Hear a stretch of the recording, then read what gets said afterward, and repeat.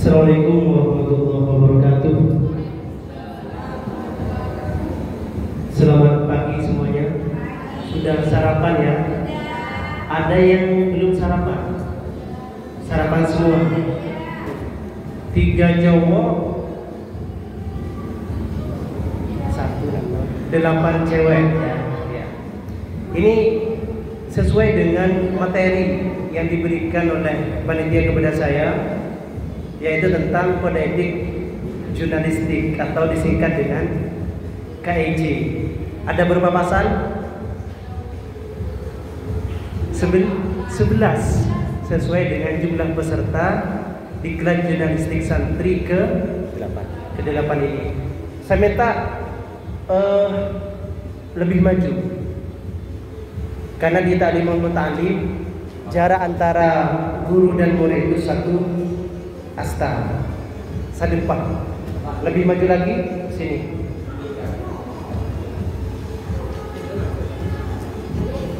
Ya, sambil lalu perbaiki formasi ya, formasi bertahan, karena saya saat ini akan menyerang pikiran kalian. Kalian siap-siap bertahan. Kalian pernah baca kitab atau mengaji kitab Bidayatul Hidayah? Pernah. Nah, di dalamnya itu kan ada satu kaidah yang sampai saat ini sangat menggugah bagi saya. Bunyinya begini: Man lam ya'rifu syarra yaqa'u fihi. Barang siapa yang tidak mengetahui sebuah keburukan, sebuah kejahatan, sebuah kejelekan, yaqa'u fihi, dia akan terjerembab di dalamnya. Dia akan jatuh ke dalamnya. Dia akan terjerat di dalamnya. Sama dengan profesi wartawan. Ketika wartawan tidak mengetahui, tidak memahami, dan tidak mengamalkan kode etik jurnalistik, maka dia akan menjadi wartawan yang jahat. Dia akan menjadi wartawan yang tidak mencerahkan, bahkan bisa saja menyesatkan. Profesi wartawan ini gampang-gampang sulit. Gampang-gampang sulit karena selain berbicara skill, kemampuan gali berita, kemampuan reportase, juga dituntut untuk mengamalkan segala aturan yang melekat di dalamnya. Nah, saya alhamdulillah kemarin lulus uji kompetensi wartawan tingkat utama. Jadi ada tahapannya, moda, madya, kemudian utama. Kalau moda itu sama dengan S1, madya S2, utama S3. Dan alhamdulillah kemarin saya lulus dengan nilai yang tinggi. Ada yang gak lulus, alhamdulillah saya lulus. Berkahnya NU, saya dapat nilai tinggi. Dan karena nilai tinggi, saya menjadi satu-satunya peserta yang direkomendasikan untuk menjadi penguji kompetensi wartawan Dewan Pers. Ini tahadus bin ni'mah ya, tahadus bin ni'mah. Penguji uji kompetensi wartawan Dewan Pers nanti tinggal ikut training of trainer sebagai penguji TOT. Itu sudah fix. Dan ini menjadi sejarah di Madura bahwa ada kader NU satu-satunya di Madura yang diorbitkan menjadi penguji uji kompetensi wartawan Dewan Pers. Dan itu ada di Pamekasan, kader NU Pamekasan. Tepuk tangan untuk kalian. Ini pengantar ya, bahwa menjadi wartawan itu tidak hanya sekedar berbicara teknik menulis berita, tidak hanya berbicara reportase, teknik menggali data, tidak hanya berbicara menerbitkan berita, tapi ada satu ruh yang seringkali diabaikan oleh wartawan. Wartawan yang tidak menjalani diklat seperti ini. Mereka hanya berbekal ID card, berbekal kenalan, jadilah wartawan. Tetapi itu hanya beberapa. Rata-rata di Pamekasan lebih dari 200 wartawan, itu separuhnya sudah paham bahwa profesi wartawan bukan hanya sekedar menulis, bukan hanya sekedar menggali berita, bukan hanya sekedar menerbitkan berita. Nah, materi yang akan saya sampaikan ini diuji kompetisi wartawan, diujikan dari tingkat moda, madya, dan utama, dari saking pentingnya. Nah, pertanyaannya sekarang, apa gunanya kita belajar kode etik jurnalistik kalau misalkan nanti kita tidak menjadi wartawan, kalian tidak menjadi wartawan? Apa manfaatnya? Tetap ada, karena ini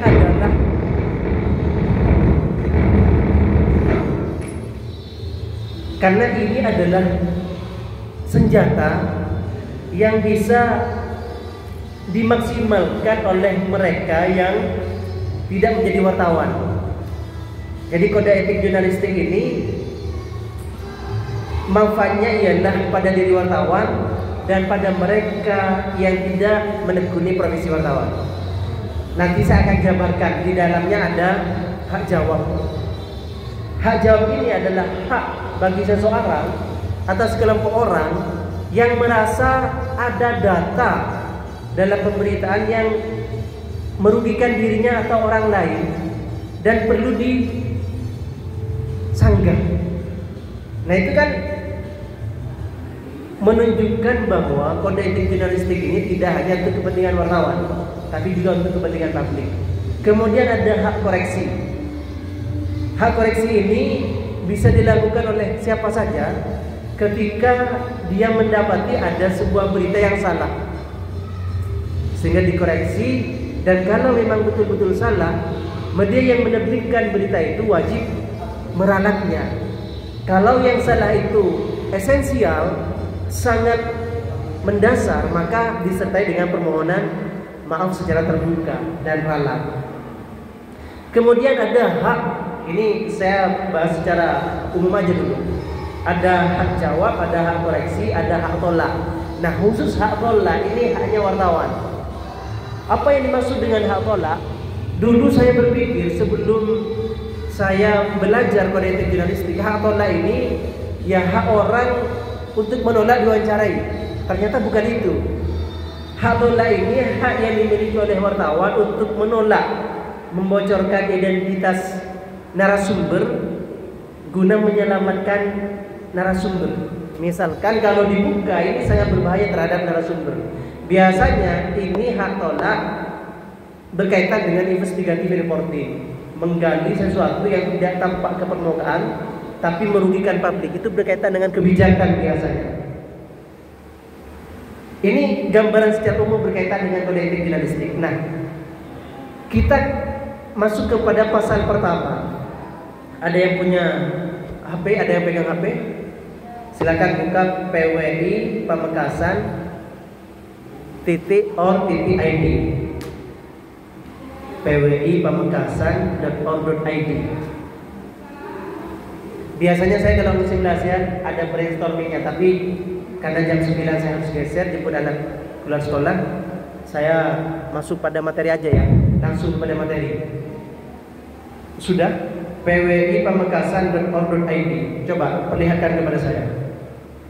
Itu website resmi PWI Pamekasan. Oke. Yang lain, yang perempuan sudah buka? Coba scroll ke bawah. Full ke bawah.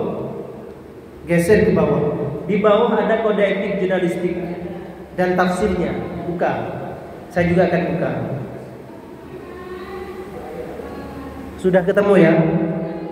Baik, yang belum ketemu tanya ke teman di sampingnya.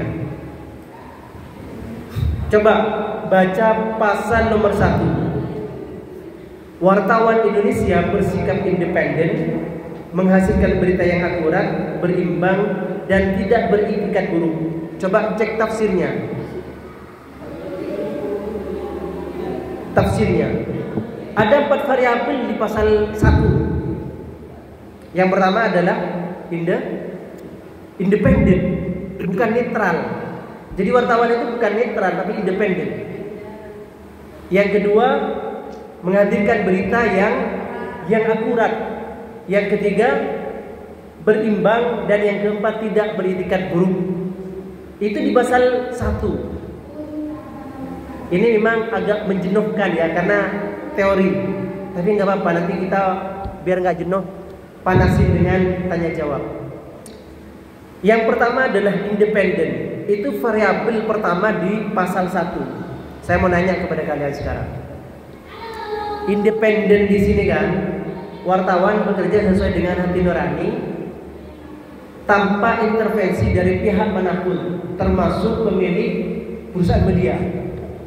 Saya ini adalah pemilik perusahaan media, Kabar Madura, KTV, Media Jatim. Tetapi untuk urusan produk jurnalistik, saya tidak mengintervensi wartawan. Bebas berkreasi para pimret.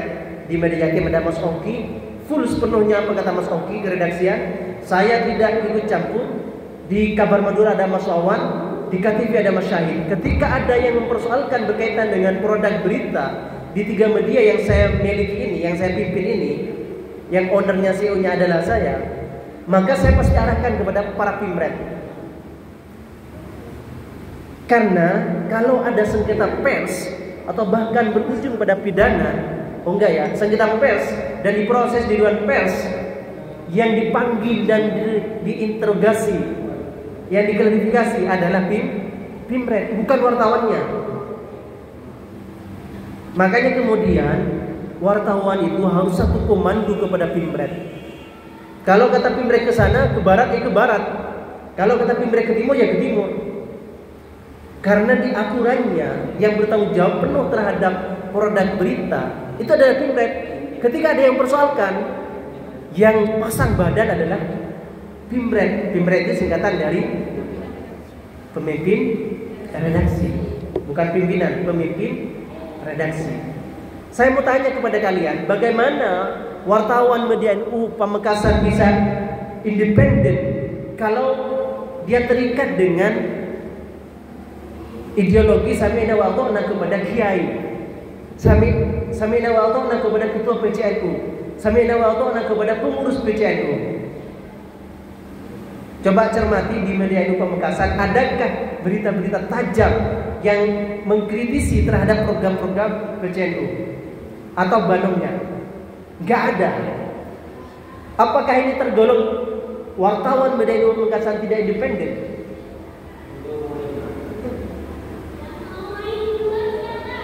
Ayo coba kita berpikir sekarang. Di kode etik jurnalistik di pasal pertama ada variabel independen yang menegaskan wartawan itu bekerja sesuai dengan hati nurani dan tidak diintervensi oleh pihak manapun, termasuk pemilik medianya. Dalam hal ini adalah PCNU Pamekasan. Bahkan saya kan pernah dari awal kan masuk di media Pamekasan, selalu ada intervensi dari ketua PCNU Pamekasan. Diarahkan harus ke sana, tidak boleh menulis ini. Apakah itu masuk intervensi? Kalau memang masuk intervensi, di mana independensi itu? Ini pertanyaannya, Bang diskusi aja, Bang renungan aja. Ini tidak dalam rangka makar ya, tidak. Tapi kita berbicara teori, berbicara ilmu. Saya tidak bermaksud memprovokasi kalian untuk menjadi generasi yang makar, tidak. Tapi biar kalian paham bahwa kemerdekaan wartawan ialah di sana independen. Nah, kalian bisa jawab begini, bahwa fungsi dari media itu ada 4. Yang pertama informatif, yang kedua edukatif, yang ketiga hiburan, dan yang keempat kontrol sosial atau perekat sosial. Yang tinggal kalian sampaikan aja bahwa di media NU Pamekasan ini menjalankan fungsi yang pertama, yaitu informatif. Segala informasi yang berkaitan dengan PCNU dan Banungnya, lembaga dan lajnahnya, itu menjadi tugas media NU Pamekasan untuk menginformasikan kepada publik. Termasuk berita edukatif. Ketika sambutan di situ kan ada nilai-nilai moral yang disampaikan oleh ketua PCNU, itu ditulis khusus. Itu berita soft news yang mengandung fungsi edukatif, mendidik, mencerahkan. Mendidik dan mencerahkan. Yang ketiga hiburan. Nah, ini juga dijalankan oleh media NU Pamekasan melalui medsosnya misalkan. Saya mau tanya kepada kalian, mumpung berbicara medsos, apakah medsos Media NU Pamekasan atau medsos Kabar Madura, medsos Media Jati, medsos KTV itu tergolong produk jurnalistik? Karena ada pers non pers. Yang pers ini adalah media massa yang berbadan hukum, yang non pers adalah media sosial. Kalau media sosial ini dikelola oleh pers, apakah tergolong sebagai produk pers, produk jurnalistik? Jawabannya adalah iya. Selagi nama media sosial itu sama dengan nama media yang menaunginya. Kabar Madura media sosialnya adalah kabarmadura.id misalkan. Media Jatim media sosialnya tetap sama media Jatim. Maka informasi yang dikeluarkan oleh media sosial milik media massa itu adalah produk jurnalistik. Begitu pula dengan Media NU Pamekasan. Semua produknya di YouTube, di Facebook, di Instagram, di TikTok itu masuk kategori produk jurnalistik. Karena itu adalah akun resmi dari Media NU Pamekasan. Paham ya? Pers dan non pers. Jadi kalau kalian ditanyai wartawan Media NU Pamekasan ini enggak independen karena diintervensi oleh PJ Pamekasan. Jawab aja, kami tetap independen tapi menjalankan tugas fungsi edukasi, kemudian informasi dan hiburan. Sementara yang ketiga, kontrol kebijakan publik, kontrol kebijakan pejabat misalkan, pemerintahan itu dijalankan oleh kader-kader NU yang bergelut di media massa di luar media NU. Seperti Kak Anam di Kabar Madura. Kemudian siapa lagi? Imam S. Alizal, salah satu dewan ahli Media NU Pamekasan. Dia bergerak di lebur.id atau lebur TV. Nah, fungsi sosial, kontrol sosialnya di sana. Kalian fokus pada 3 fungsi: informatif, edukatif, dan hiburan atau entertainment. Paham ya? Jadi nilai-nilai independensi wartawan atau reporter Media NU Pamekasan itu tetap ada. Karena menjalankan 3 fungsi barusan. Paham ya? Kemudian ada variabel akurat, berita yang akurat. Coba baca tafsirnya itu bagaimana akurat. Dipercaya benar sesuai keadaan objektif ketika peristiwa terjadi. Diberitakan apa adanya. Misal, Royan ya. Oke.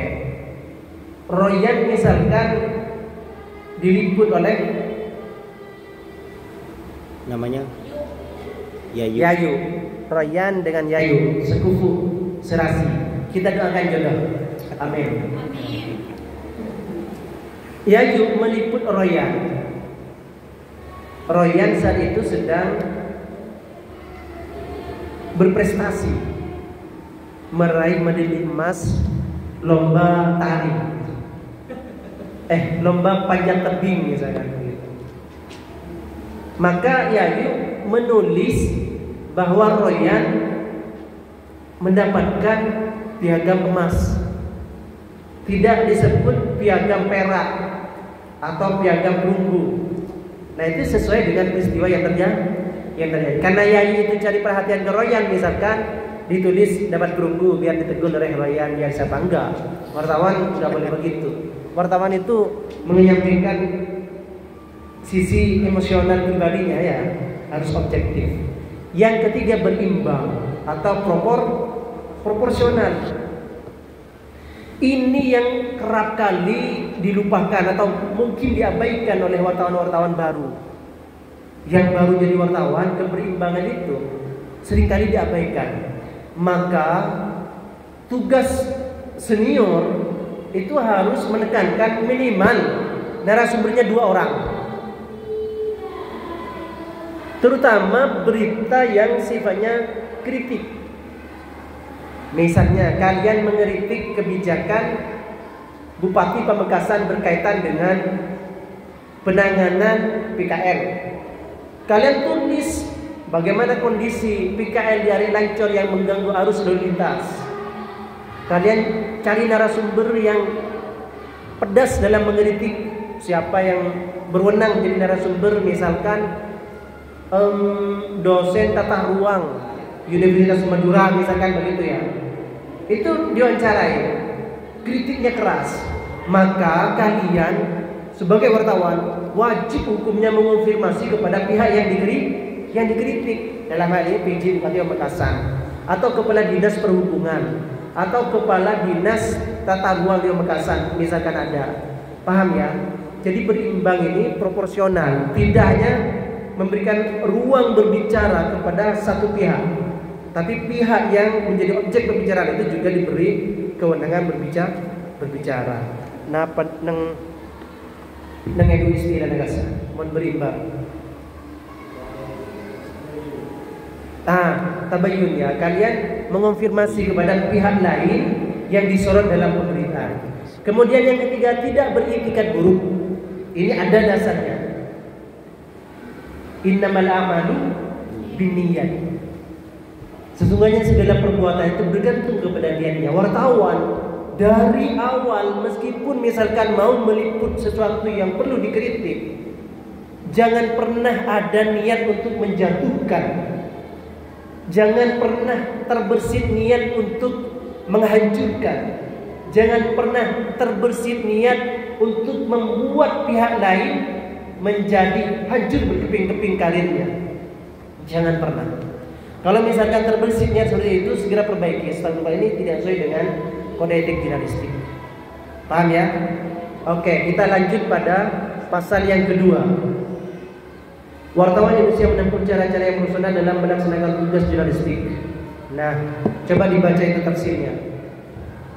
Misalnya kalian mau reportase, wawancara, interview tentang kegiatan iklan jurnalistik santri ke-8 ini, maka pertama kali yang harus kalian petakan adalah siapa narasumber yang berwenang untuk berbicara tentang kegiatan ini.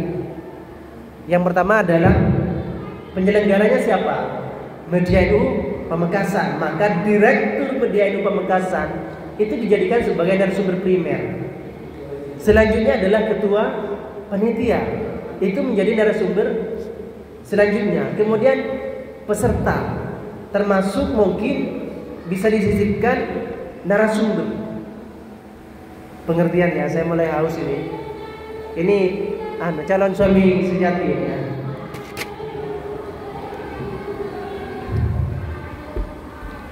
Paham ya? Jadi profesional itu ya menjalankan sesuai dengan aturan main di dalamnya. Misal, yang pertama adalah mengenalkan diri. Mengenalkan diri dan menyatakan topik yang akan diwawancarai.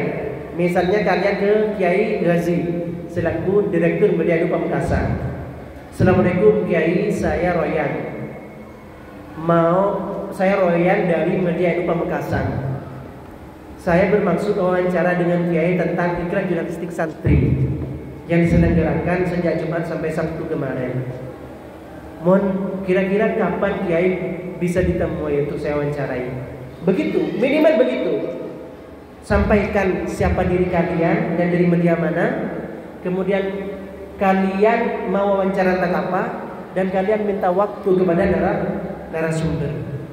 Misalnya narasumber menolak, oh hari ini saya full, saya nggak ada waktu untuk diwawancari. Apa yang harus kalian lakukan? Sementara Pimret menekankan kepada kalian untuk segera menulis dan mengirim berita. Deadline pukul 2 harus sudah masuk dapur redaksi naskah dan foto. Apa yang bisa kalian lakukan? Manfaatkan handphone, manfaatkan gawai. Ya mohon maaf Kiai, mungkin bisa kami wawancarai via telepon 5 menit, mohon waktunya. Oh iya monggo, wawancara. Langsung pada poin-poin pertanyaannya. Atau ada cara yang lebih taktis. Biasanya kalau sudah pengalaman, kirim aja pertanyaannya, nanti saya jawab. Kirim biar address, kemudian dapat jawaban. Nah, adik-adik, yang sangat penting lagi ialah ketika kalian hendak meliput yang sifatnya kritik, kalian upayakan ada bukti wawancara, rekam. Kalau perlu video usah wawancara. Khawatirnya nanti kalau ada yang persoalkan, narasumber itu ngeles, enggak, saya nggak diwawancarai. Nah itu bahaya kepada kalian. Paham ya? Saya sebenarnya wawancara begini dengan narasumber itu langsung terekam di pikiran. Karena sudah terbiasa, bukan persoalan cerdas, karena sudah terbiasa. Saya lihat background ini sudah jadi berita, tinggal laptop. 5-10 menit sudah bisa tayang. Itu karena kebiasaan. Tetapi saya tetap istiqomah rekam ketika wawancara, terutama yang berkaitan dengan berita-berita sensitif, gitu ya. Oke, itu yang kedua. Pasal yang ketiga, wartawan Indonesia selalu menguji informasi, memberitakan secara berimbang, tidak mencampurkan fakta dan opini yang menghakimi, serta menerapkan asas praduga tak bersalah. Oke, poin yang perlu saya tekankan di pasal 3 ini adalah asas praduga tak bersalah. Apa yang dimaksud dengan asas praduga tak bersalah? Coba baca di tafsirnya, ada ini. Prinsip tidak menghakimi seseorang. Ini masih ngembang ya kalian. Begini, Royan misalkan diduga memukul Yayu karena perasaannya tidak diterima, cintanya bertepuk sebelah kaki misalkan. Itu kemudian Ryan refleks melemparkan bijinya salak misalkan, sehingga di sininya buska. Yayu kemudian melapor ke polisi. Dalam pemberitaan itu tidak boleh menghakimi Yaya menganiaya Royan menganiaya Yayu. Enggak. Meskipun faktanya memang begitu. Kalau sudah diproses hukum, apa yang benar dalam penulisannya? Yaya diduga menganiaya Yayu. Paham ya? Harus ada kata diduga atau terduga. Sampai kapan? Sampai ada putusan pengadilan yang mengikat, istilahnya ikrah, bahwa Royan ditetapkan sebagai tersangka penganiayaan terhadap Yayu. Boleh itu langsung. Kecuali itu anak kecil 18 tahun ke bawah. Nah, ada namanya pedoman pemberitaan ramah anak. Itu nanti beda lagi. Oke, lanjut dulu. Kemudian pasal 4. Ya, ini tidak perlu dijelaskan ya. Wartawan tidak membuat berita bohong, fitnah, sadis dan cabul. Contohnya cabul bagaimana? Misalkan kalian meliput pemerkosaan, kemudian kalian menghadirkan narasi dalam pemberitaan itu saat diperkosa sang pelaku menikmatinya, erangannya sangat nyaring dan ada desah-desahan. Itu nggak boleh. Ada narasi-narasi yang membuat orang berpikir, ngebayang waktu diperkosa misalkan begitu. Itu nggak boleh. Itu masuk kategori cabul dan melanggar kode etik jurnalistik pasal 4. Kalau fitnah, kemudian apa lagi ini? Bohong, hoax, ini tidak perlu dijelaskan ya. Hoax atau bohong ini tidak sesuai dengan fakta, mengada-ada. Paham ya? Fitnah ya menuduh seseorang tanpa fakta, tidak benar adanya. Mirip-mirip lah dengan bohong, tetapi fitnah ini lebih sadis karena langsung tuduhan, menghakimi. Begitu ya. Yang pasal 5. Pasal 5 coba dibaca.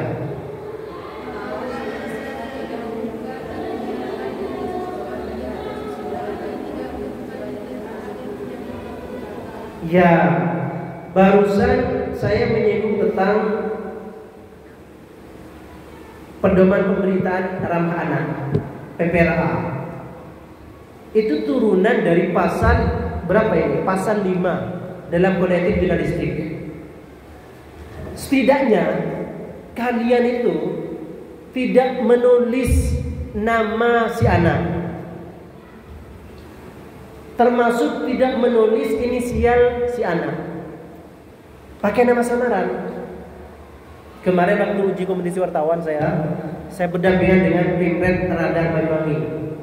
Dia cerita bahwa suatu waktu Radar Banyuwangi itu pernah disomasi gara-gara menulis pemberitaan berkaitan dengan anak, dan bagi mereka sudah sesuai dengan PPRA, pedoman pemberitaan anak. Seorang bocah di Banyuwangi mengalami menjadi korban pelecehan. Sebutlah namanya Bunga. Kan biasanya menggunakan nama samaran Bunga kan di pemberitaan. Ternyata adanya memang bernama Bunga. Karena itu kemudian wartawan harus tahu detail data dari korban. Misalkan itu berkaitan dengan anak. Siapa nama lengkapnya? Siapa nama orang tuanya? Dia desanya dari mana? Sekolah di mana?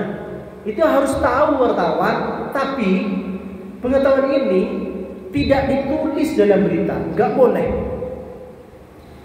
Desanya gak boleh. Nama sekolahnya nggak boleh, nama orang tuanya nggak boleh, kerabat-kerabatnya nggak boleh, apalagi nama anaknya nggak boleh.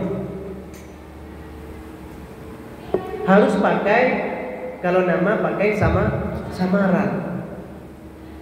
Kalau alamat minimal kecamatan, nggak boleh desa, nggak boleh kelurahan, paham? Itu aturan paten, nggak bisa ditawar-tawar. Bahasanya orang NU, harga mati, nggak bisa ditawar-tawar. Lanjut pasal berapa? Pasal 6, tidak menyalakan profesi dan tidak menerima suap. Tahun lalu Polres Pamekasan sempat takut untuk memproses oknum wartawan yang memeras Kades Sumalang. Semula ragu-ragu karena yang dihadapi adalah wartawan. PPI kemudian tampil sangar, harus diproses secara hukum. Tidak ada istilah cabut aduan, harus diproses semaksimal mungkin. Jadi ada cerita oknum wartawan menulis kasus proyek di desa Sumalang, dan itu dikomunikasikan dengan kepala desanya, ada unsur ancaman. Ini bisa kita tidak lanjutkan pemberitaannya, kata oknum wartawan itu, kalau saya dapat uang. Terjadilah proses serah terima uang di Cafe Kasmaran, dekatnya Hotel Azana itu, ke barat utara jalan. Nah, Kades ini kan pintar, dia punya jaringan, punya banyak teman, termasuk teman intel. Ngomonglah dia ke intel, saya ini ditodong oleh oknum wartawan di kafe ini jam sekian. Nah, di saat serah terima itu datanglah intel dan ditangkaplah wartawan. Operasi tangkap tangan. Operasi tangkap tangan. PWI ketika itu getol, itu harus diproses secara hukum, karena itu sudah tidak berkaitan dengan produk jurnalistik, itu berkaitan dengan tindak pidana, sudah tidak berkaitan dengan undang-undang pers. Ingat, wartawan dilindungi oleh undang-undang pers kalau dia menjalani profesinya dengan baik, sesuai dengan aturan yang berlaku, sesuai dengan kode etik jurnalistik. Kalau sudah tidak sesuai dengan kode etik jurnalistik, itu berkaitan dengan tata ika sikapnya, itu sudah bukan undang-undang pers, tapi hukum KUHP.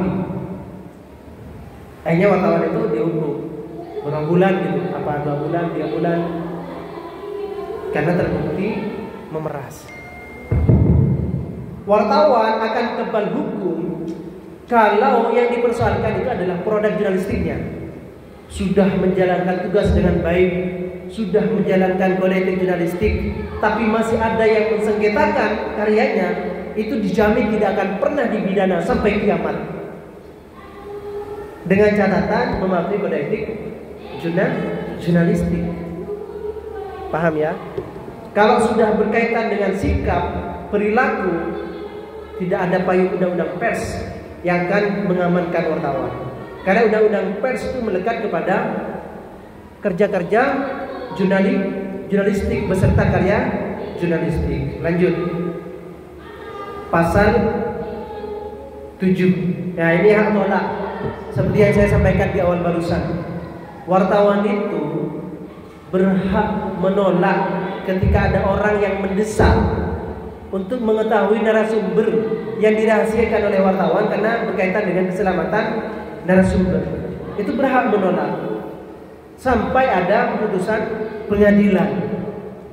Kalau putusan pengadilan mengharuskan membocorkan narasumber itu, maka disampaikan. Tapi ada wartawan Tempo gitu, meskipun putusan pengadilan mengeluarkan putusan ikrah agar wartawan itu membocorkan narasumber, dia tidak membocorkannya, meskipun tantangannya dia harus dihukum karena tidak mematuhi amar putusan pengadilan. Wartawan Tempo kalau tidak pilih, hanya dia menjalani hukuman. Itu dari saking komitmennya dia dengan profesi yang dia emban. Jadi wartawan ini sebenarnya profesi profetik, profesi yang sangat suci. Kalau bahasa guru saya Pak Abdul Aziz itu, mantan ketua PWI Pamekasan, menjadi wartawan itu sebenarnya menjalani tugas kerasulan, tugas kenabian, yaitu penyampaian risalah. Kalau saya beda lagi, wartawan itu menjalankan tugas malaikat, rokib dan atid. Kalau memang bagus, tulis bahwa bagus. Kalau memang buruk kebijakannya, meresahkan dan merugikan masyarakat, kritik setajam-tajamnya dengan catatan berimbang, dikonfirmasi, istilahnya cover both side. Cover both side mengcover kedua belah pihak. Ada cover all side, mengcover semua atau banyak pihak. Nanti cover both side, cover all side nanti bisa perdalam di materi yang lainnya. Saya fokus di kode etik jurnalistik. Kemudian pasal 8. Ya, sara. Kalau sudah menyebut sara, sara ini juga melekat pada wartawan. Hati-hati ya, jangan sampai kalian menulis yang itu bersentuhan dengan unsur sara. Seperti apa? Kalian bisa dalami. Seperti apa contoh-contoh berita yang sekiranya itu mencederai unsur sara. Pasal 9 ini sudah hampir ya. Nah, menghormati hak narasumber tentang kehidupan pribadinya kecuali untuk kepentingan publik. Mohon maaf ya, saya tidak bermaksud berkampanye, saya juga tidak mau bermaksud untuk menghadirkan salah satu paslon. Kiai Holil itu poligami kan, menikah 2 kali, menikah lagi.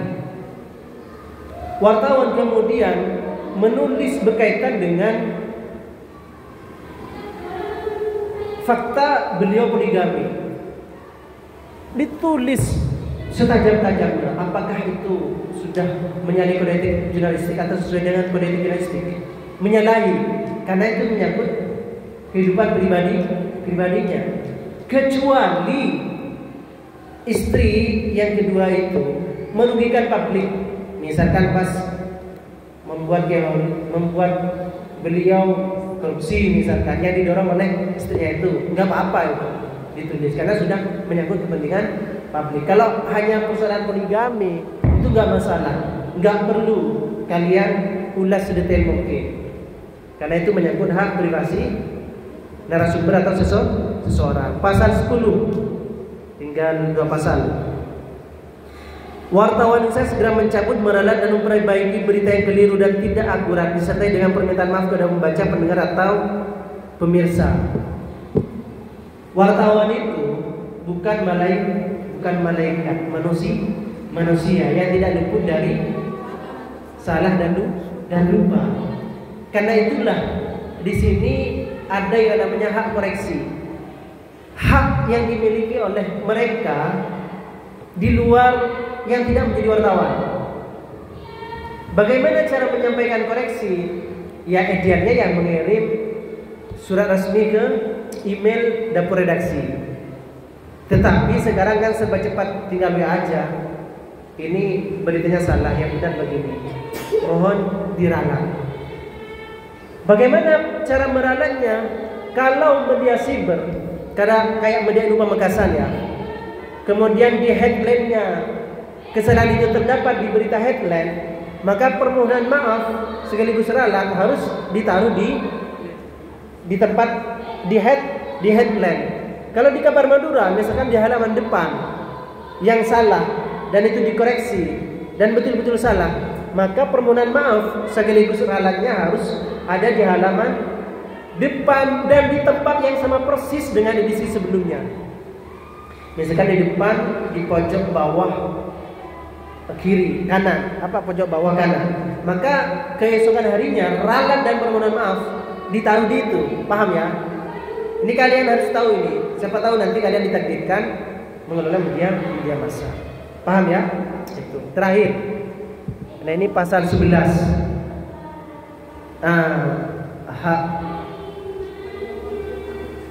Hak jawab dan hak koreksi.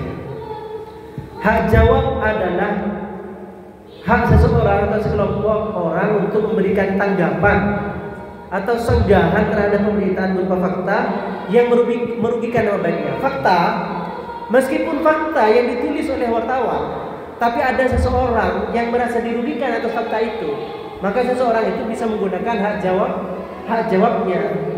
Mengapa fakta itu dirasa merugikan? Karena belum sepenuhnya mengulas fakta lain yang tidak tercover dalam berita itu.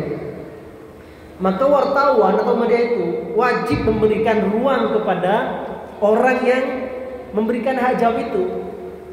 Tempatnya di mana? Sama seperti hak koreksi barusan, seperti ralat dan permohonan maaf barusan. Kalau di depan, ya taruh di depan. Paham ya? Itu 11 pasal kode etik jurnalistik yang kalian bisa baca lagi di website PUI Pamekasan. Di situ lengkap dengan tafsirnya ya. Itu tafsir resmi. Itu tafsir yang saya dapatkan dalam kegiatan OKK, orientasi kewartawanan dan keorganisasian. Jadi untuk bisa menjadi anggota PWI itu harus bertahap. Harus menjadi anggota muda dulu, ikut OKK, 2 tahun kemudian dia daftar menjadi anggota biasa dan ikut uji kompetisi wartawan. Baru kemudian sah menjadi pengurus PWI. Mau mencalonkan ketua, ada syarat tambahan. Selain lulus OKK, dia juga minimal lulus UKW Matya S2 tadi itu. Ada moda, kemudian Matya, kemudian utama. Moda itu sama dengan S1, Matya itu sama dengan S2, utama itu sama dengan S3. Syarat untuk mencalonkan diri sebagai ketua PWI itu minimal Matya. Alhamdulillah saya sudah utama. Terakhir adik-adik, etik universal dari profesi wartawan ini adalah kepentingan publik. Ini kan kode etik jurnalistik ada 11 pasal. Ada etik universal, etik menyeluruh, etika menyeluruh, yaitu kepentingan publik. Segala hal yang menyangkut kepentingan publik, wartawan harus menjadi garda terdepan. Segala hal yang berkaitan dengan kepentingan publik, wartawan tidak boleh mundur. Wartawan tidak boleh ciut. Wartawan harus jadi pembela terhadap kepentingan publik. Paham ya? Nah, apa yang saya lakukan barusan sampai saya genggam begini, ini sadar kamera karena akan diikuti oleh senior. Jadi saya begini-begini itu biar fotonya bagus gitu ya, biar hidup. Nah, ini adalah seni mengambil foto adik-adik. Kebetulan saya dosen fotografi jurnalistik di UNERA, di Universitas Madura. Salah satunya ialah bagaimana objek itu hidup. Kalian kalau jadi pejabat, permudahlah kerja-kerja wartawan. Misalkan berbicara jangan gini, gini tauhid, karisma, berbakti, misalkan begitu. Oke, waktu 5 menit kita sharing ya. dengan waktu yang singkat ini. Oke, saya pengen tahu namanya dulu. Namanya siapa? Nama lengkap dan panggilannya. Siapa? Vicky ya. Oke, Ijmi. Royan Sera. Royan Fadli. Faisal Hidayat. Urisma ya, calon gubernur ya. Oke. Vika. Oke, Vika. Panggilan? Fida. Yayu. Oke. Senang? Jamila. Fikratul ya. Oke. Siap. Dipanggil? Lulu. Nurul ya, oke. Dipanggil? Iin. Iin, oke. Terakhir. Siti Fatia dipanggil? Siap? Fatim, baik. Ya, ini sebenarnya tidak memungkinkan tanya jawab ya, karena saya harus jemput anak. Yang pasti begini adik-adik, ini adalah pembukaan ya, pintu pembuka untuk kita menjadi silaturahim berkepanjangan. Misalkan ada yang mau dicurhatkan, yang penting tidak menyebut urusan pribadi, karena saya sudah beristri. Ada yang mau dikonsultasikan, saya terbuka. WA ya, kalau telepon mungkin takut saya sedang punya agenda kegiatan, WA nggak apa-apa. Nomor saya baru saya sudah kasih kepada kalian, dan itu adalah nomor khusus. Saya pegang dua nomor untuk umum, nomor untuk khusus, dan kalian saya kasih nomor khusus ya. Kalau nomor umum biasanya banyak WA gitu, jadi kadang nggak sempat saya baca. Kalau khusus ini terbatas, dan itu saya berikan khusus kepada adik-adik peserta DCS ke-8 ini ya. Beliau juga alumni DCS ya, yang saat ini sudah bisa memberikan warna khusus di Media Ilmu Pamekasan. Jangan lupa saya adalah bagian dari Media Ilmu Pamekasan. Jadi jangan sungkan untuk saling sapa. Jangan sungkan untuk saling sapa. Terima kasih. Wallahul muwaffiq ila thoriq. Organisasi tidak menarik tanpa konflik. Assalamualaikum warahmatullahi wabarakatuh.